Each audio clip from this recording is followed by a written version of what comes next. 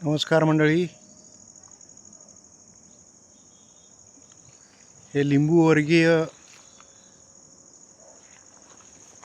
झाड ओळखलंच असेल तुम्ही. याचं नाव आहे पपनस. फळं लागलेली बघायला मिळतील तुम्हाला.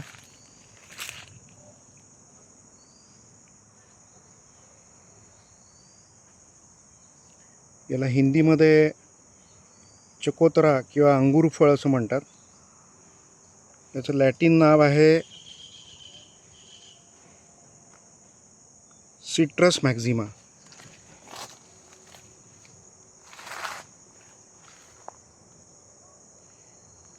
याचा जो फळांचा गर असतो तो गर पौष्टिक असतो, ज्वरनाशी येतो. याच्यामध्ये भरपूर प्रमाणात व्हिटॅमिन सी, ए आणि अँटीऑक्सिडंट्स असल्याकारणाने रोगप्रतिकारक शक्ती वाढवण्यासाठी खूप उपयोगी आहे. हे जर तुम्ही फोडलं तर आतून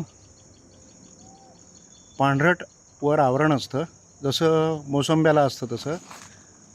आणि ते काढल्यानंतर आतमध्ये काही वेळाला गुलाबी गर आढळतो आणि काही वेळाला पिवळा गर आढळतो.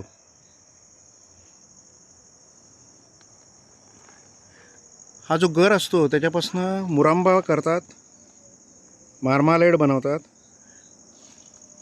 हे लिंबू वर्गीय असल्याकारणाने याची फुलं पण लिंबाला जशी फुलं येतात लिंबाच्या झाडाला, तशीच फुलं गुच्छांनी लागतात. खूप सुंदर फुलं दिसतात. याच्या फुलांपासून काही ठिकाणी अत्तरही बनवलं जातं. याचं जे लाकूड असतं ते हार्ड असतं, कठीण असतं, म्हणून शेतीची अवजारं वगैरे असतात त्याच्या मुठी तयार करायला या लाकडाचा उपयोग होतो. तर असं सर्वांगाने उपयुक्त असं व्हिटॅमिन सी एनरिच असं झाड आहे. मगाशी म्हटल्याप्रमाणे रोगप्रतिकारक क्षमता खूप वाढवतं.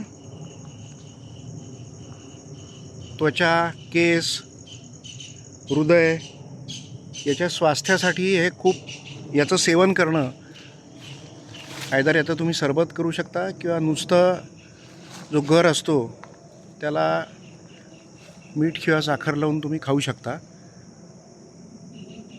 हे विशेष करून तुम्हाला किनारपट्टीच्या वाडींमध्ये जास्त प्रमाणात याची झाडं आढळून येतील.